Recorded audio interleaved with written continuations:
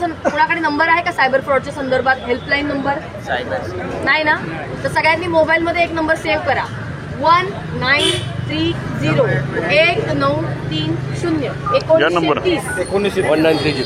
1930 1930 हा नंबर सगळ्यांनी आपल्या मोबाईलमध्ये सेव्ह करा. तिथून तुम्ही घरी गेलात, तुमचे नातेवाईक असतील, मित्रमैत्रिणी असतील, आजूबाजूचे शेजारी कोणाच्याकडे असतील, सगळ्यांना सांगा की सगळ्यांनी एक नंबर मोबाईलमध्ये सेव्ह करायचा, 1930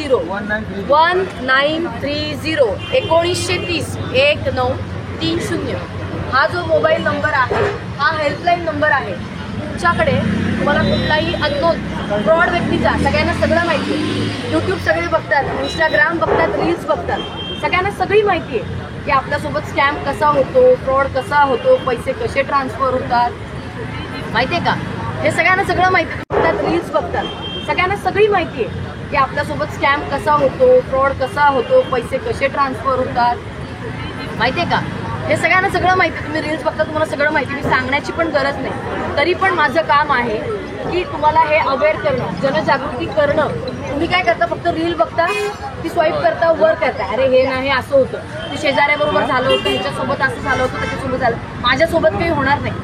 पण तुमची ही वेळ येणार, तुमच्यासोबत सुद्धा स्कॅम घडणार, आणि शनिवार रविवार तर हे खूप मोठ्या प्रमाणावर चालतं. तर हे होऊन न द्यायला, हे थांबवण्यासाठी आपण काय करू शकतो? तर आपली कोणतीही माहिती, OTP, Aadhaar card, bank details, PAN card, कुठलीही माहिती काहीही मागितलं तरी कोणाला शेअर करायचं नाही. कोणीही तुम्हाला म्हटलं की मी तुला चुकून पैसे पाठवलेत, मला ते पैसे परत पाठव, तर त्याला पैसे परत पाठवायला जायचं पण नाही. आणि चुकून आपल्या मोबाईलमध्ये आपला पिन टाकायचा नाही, पास टाकायचा नाही, कारण तो पिन किंवा पासवर्ड टाकला, तुमची सगळी मोबाईलची माहिती, तुमचे अकाउंट डिटेल्स समोरच्या व्यक्तीकडे जाणार. तुमचे फोटोज असतील, व्हिडिओज असतील, ते मॉर्फ करणार. मॉर्फ म्हणजे काय करतात? ते चेहरा तुमचा ठेवणार, तुमच्या घरातले किंवा नातेवाईक त्यांचे ठेवणार, आणि खालची संपूर्ण शरीर जे आहे, बॉडी आहे, ती पूर्ण नग्न करणार, म्हणजे न्यूड करणार. आणि मग तुम्हाला ब्लॅकमेलिंग सुरू करणार की असे असे तुमचे जे फोटो आहेत मी तुमच्या रिलेटिव्हला, तुमच्या कॉन्टॅक्टला, तुमच्या ऑफिसमधल्यांना, इकडच्यांना तिकडच्यांना पाठवणार, तू पैसे दे. मग तुम्ही काय करणार? भावनेच्या बहरात पैसे देणार, तुमची माहिती देणार. तर हे करायचं नाही, ह्याला घाबरायचं नाही. आणि हे घाबरून कोणतीही चुकीची गोष्ट करायची नाही. चुकीची म्हणजे काय? लोक आत्महत्या करतात, तर या गोष्टी करू नका. आयुष्य खूप महत्त्वाचं, मूल्यवान आहे. आपली फॅमिली असते, आपण त्यांच्यासाठी, कुटुंबासाठी जगत असतो.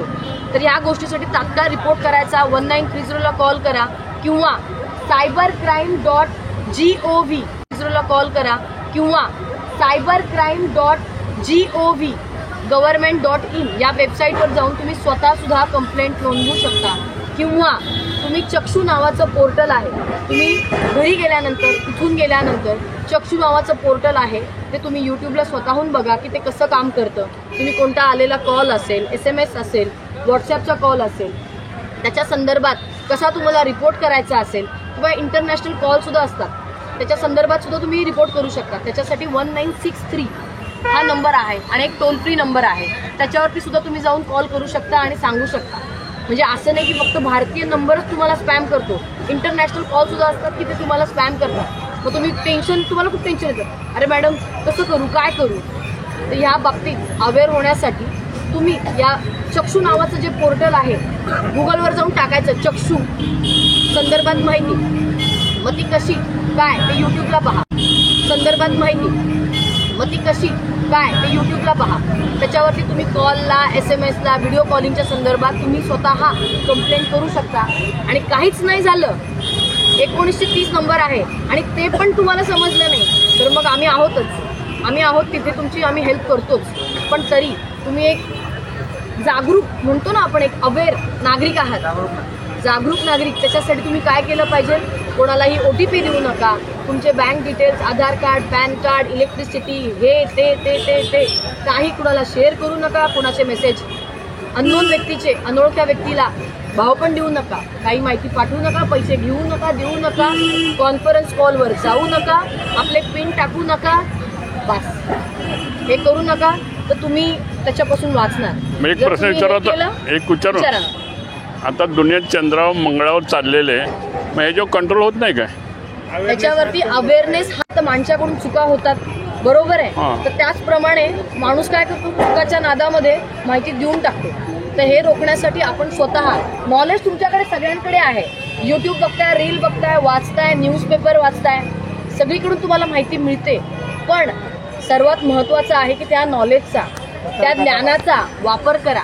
सतर्क राहा, ज्ञानाचा वापर करायला शिका. मुलांना सुद्धा शाळेत तेच सांगतात की तुम्हाला ABCD वगैरे सगळं येतं, तुम्ही पाठ करता, पण त्याचा कसा वापर केला पाहिजे, ते काय केलं पाहिजे हे बघितलं पाहिजे. आणि आपण माणूस आहे तर आपल्यासोबत सुद्धा फ्रॉड होणारच आहे. ठीक आहे, हेच सांगायचं होतं. आणि तो नंबर सेव्ह करा, 1930-1930 आणि cybercrime.gov.in ही वेबसाईट लक्षात ठेवा.